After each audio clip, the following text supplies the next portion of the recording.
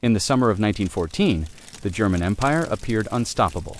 Its armies were the most disciplined in Europe. Its factories thundered day and night. Its scientists, engineers, and industrialists were the envy of the world.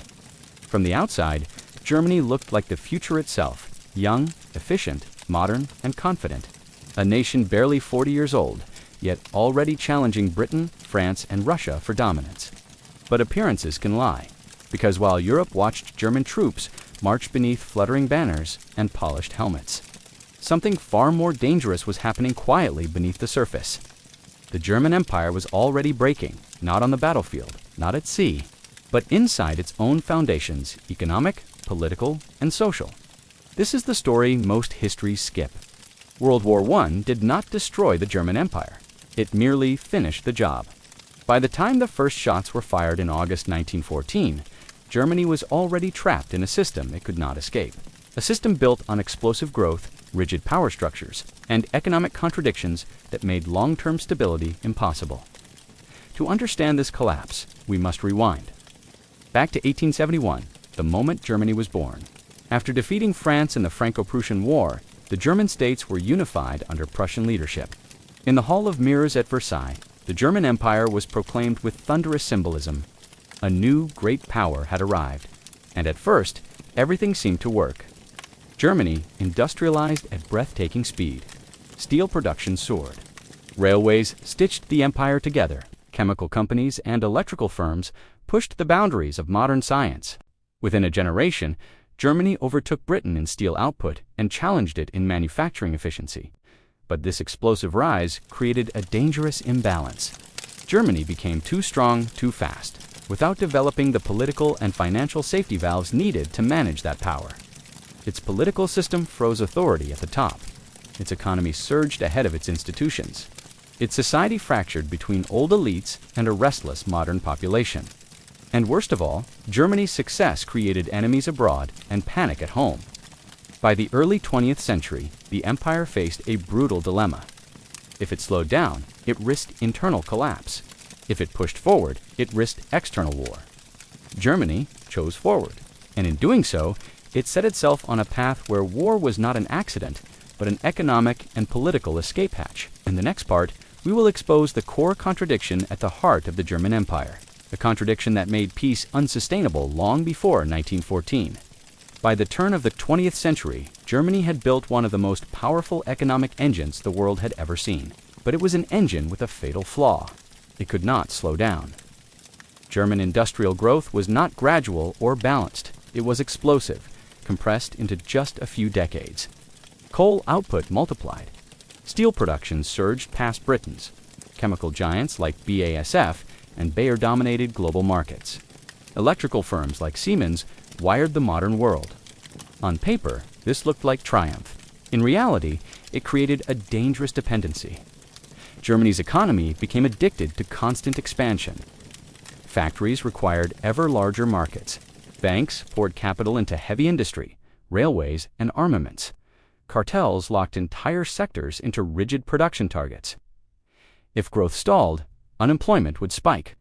If exports slowed, profits collapsed. Unlike Britain, Germany lacked a global empire large enough to absorb this output safely. British goods flowed into colonies protected by naval power and financial dominance. German goods faced tariffs, political resistance, and hostile competitors. Germany needed access to foreign markets, but the world was already divided. By 1910, the global economy was hardening into rival blocs. Britain and France controlled vast colonial markets. Russia protected its industries. The United States was rising behind tariffs of its own. Germany was boxed in. This pressure created a structural crisis. German industry produced more than the domestic market could consume, yet foreign markets were increasingly closed. The result was chronic overproduction. Factories ran at full capacity, but profits became fragile. Any downturn risked triggering mass layoffs. Social tensions simmered beneath the surface, especially among the urban working class, and this is where economics collided with politics. Germany's political system was frozen in the past. Power rested with the Kaiser, the military high command, and the landed Prussian aristocracy. Parliament existed, but it did not control the government. Meanwhile, Industrial workers poured into cities. The Social Democratic Party became the largest political force in the Reichstag, openly challenging the old order. To the ruling elite, this was terrifying. They faced a choice: reform the system, weaken aristocratic power, expand democracy, accept slower growth, or redirect pressure outward using nationalism, militarism, and foreign confrontation to unite society and keep the system intact. They chose the second path. Military spending soared. Shipyards expanded. The Navy grew at an alarming rate. Arms manufacturers thrived. War planning became a form of economic policy. In this system, peace was not stability. Peace was stagnation. And stagnation threatened everything the German Empire was built upon. In the next part, we will see how Germany's political structure turned this economic pressure into a one-way road, a road where war became not just likely but inevitable. If Germany's economy was overheating, its political system was incapable of releasing the pressure. That was no accident. The German Empire was modern on the surface, but deeply archaic at its core. While factories hummed and cities expanded, real political power remained locked in the hands of a narrow elite: the Kaiser, the military command, and the Prussian Junker aristocracy. The Reichstag was elected. Debates were held. Votes were counted. But the government did not answer to Parliament. Chancellors were appointed by the Kaiser, not elected representatives. The military reported directly to the crown.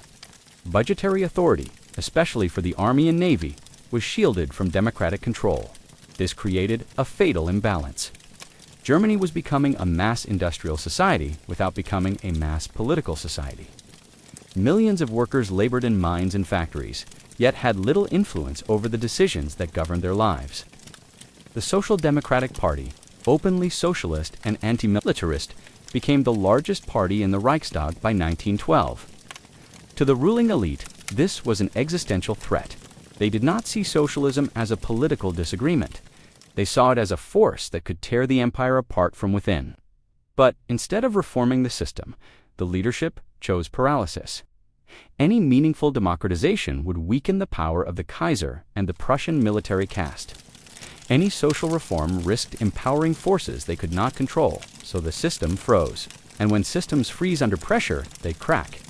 The German leadership increasingly viewed foreign policy as a tool for domestic control. External enemies could justify repression. Military victories could restore legitimacy. National crises could silence demands for reform. War, in this context, became a political solution. The army's role expanded beyond defense. It became the central pillar of national identity. Officers were revered. Military values seeped into education, culture, and public life. Criticism of the military was framed as treason. Calls for peace were labeled weakness. This militarization was not driven by popular enthusiasm alone. The Kaiser believed war would unite the nation. The generals believed decisive conflict would secure Germany's place in the world. Industrialists believed military contracts would stabilize profits. Landed elites believed war would crush socialism. Each group saw war as a remedy. None saw it as a risk. By the early 1910s, Germany was no longer governed by cautious statesmen balancing interests. It was governed by institutions that rewarded escalation and punished restraint. Diplomacy became rigid. Crisis management became reckless. Every confrontation was framed as a test of national survival. In such a system, a spark was enough, and Europe was filled with sparks. In the next part, we will examine how Germany's leaders misunderstood the world beyond their borders and how their fear of encirclement pushed them toward a fatal miscalculation. By the years leading up to 1914, the German Empire was no longer making decisions from a position of confidence. It was making them from fear.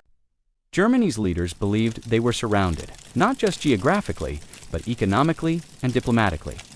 France to the west burned with the memory of humiliation from 1871. Russia to the east was industrializing at alarming speed. Britain ruled the seas and viewed Germany's naval expansion as a direct threat to its survival. On the map, Germany sat in the middle of Europe. In the minds of its generals, it sat inside a tightening noose. This fear of encirclement became an obsession. Every diplomatic move by another power was interpreted as hostile. Every alliance was seen as a step toward Germany's isolation and eventual strangulation. The irony was cruel. Germany's own aggressive policies had helped create the very alliances it feared. Its naval buildup pushed Britain toward France. Its belligerent diplomacy drove Russia closer to Paris. Its refusal to compromise hardened resistance abroad. But inside Berlin, these outcomes were not viewed as consequences of German choices. They were framed as proof that Germany had no time left. Time itself became the enemy. Russian population growth and industrial expansion terrified the German general staff. They calculated that within a decade, Russia would be too strong to defeat.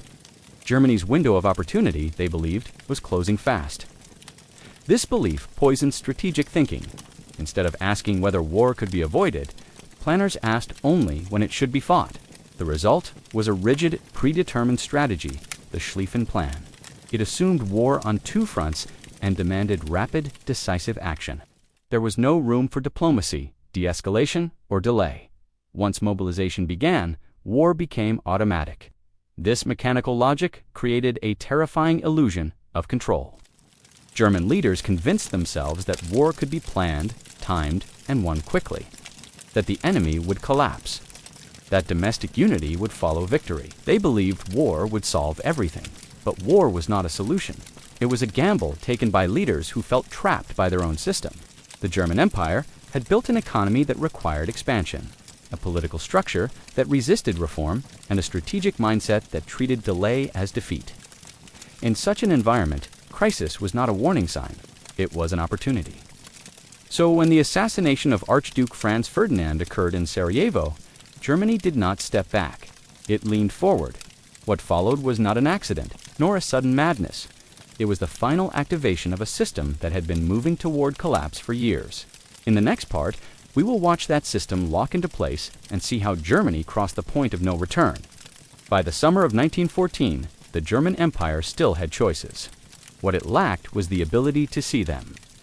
When Archduke Franz Ferdinand was assassinated in Sarajevo, the event itself did not force a continental war. Crises had erupted before in Europe and been diffused. Diplomacy had survived assassinations, revolutions, and border clashes. But Germany was no longer operating in a system designed to absorb shocks. It was operating in a system that converted shocks into action. Inside Berlin, the assassination was interpreted not as a Balkan problem, but as a test of will. Austria-Hungary, Germany's fragile ally, was visibly weakening under ethnic tension and political decay. German leaders feared that if Austria failed to act decisively, the entire alliance system would unravel. So Germany made a choice that would close every exit. They issued the so-called blank check, an unconditional promise of support to Austria-Hungary, regardless of consequences. It was a reckless act disguised as loyalty. With that promise, Germany surrendered control over events. Austria now felt free to confront Serbia aggressively. Serbia appealed to Russia. Russia mobilized. France stood by its ally. Britain watched nervously. Each step followed a grim internal logic. But Germany had engineered that logic. Once Russia mobilized, German war plans activated automatically. Mobilization schedules were treated as irreversible. Diplomacy was subordinated to railway timetables and military doctrine. Even civilian leaders were trapped. The Kaiser wavered. He briefly considered halting the advance west, but the generals insisted it was impossible. The plan allowed no flexibility. To stop was to lose. Germany declared war not because all alternatives were exhausted, but because its institutions were incapable of retreat. This was the ultimate failure of the empire, not moral blindness, not ambition alone, but rigidity, a state that could not slow down, could not reform, and could not reverse course. In choosing speed over wisdom, Germany locked itself into catastrophe. And the tragedy is this: the empire collapsed before the first trench was dug. The war would merely expose what had already failed, the economy strained to breaking, the politics frozen, the leadership isolated from reality. World War I did not destroy the German Empire. It revealed that it had already destroyed itself. In the final part, we will look beyond the battlefield and see how Germany's internal collapse reshaped the 20th century in ways few anticipated. When the German Empire finally fell in 1918, many believed it had been crushed by defeat on the battlefield. In truth, the battlefield was only the last stage. Germany entered World War I already broken in ways that weapons could not fix. Its economy had been built for relentless expansion, not endurance. Its political system resisted reform until reform became impossible. Its leadership mistook rigidity for strength and speed for strategy. The war did not create these weaknesses. It exposed them. When the conflict dragged on longer than expected, the German system collapsed under its own weight. Industrial output faltered. Food shortages spread. Social trust disintegrated. By 1917, strikes, mutinies, and mass disillusionment were tearing through the empire from within. The home front collapsed before the front lines did, and the consequences reached far beyond Germany itself. The sudden implosion of Europe's most tightly wound great power destabilized the entire continent. The Treaty of Versailles attempted to punish Germany for a war it was no longer capable of understanding, let alone recovering from economic humiliation, replaced military defeat. Hyperinflation, political extremism, cultural despair. These were not accidents of history. They were the delayed consequences of a system that had collapsed before the war even began. The Weimar Republic inherited a poisoned foundation. Its democratic institutions were forced to operate in a society traumatized by scarcity, resentment, and mistrust. Extremist movements flourished because moderation had already failed once, and the world paid the price. The collapse of the German Empire reshaped military doctrine, economic theory, and political thinking across the globe. It demonstrated that industrial power without political flexibility leads to disaster. That financial growth without social legitimacy is unstable. That nations which fear reform often choose conflict and lose both. The lessons were learned too late for millions, but they became the foundation of the modern world. New approaches to economic management emerged. Governments learned painfully that markets do not automatically self-correct. Political systems began slowly to adapt to mass society. Militarism lost its illusion of control, yet the warning remains. Empires rarely collapse in the moment of defeat. They collapse earlier when they stop listening, stop adapting, and mistake momentum for strength. Germany did not fall because it lost a war. It fell because it entered one already hollow. And that is why the German Empire collapsed before World War I even started.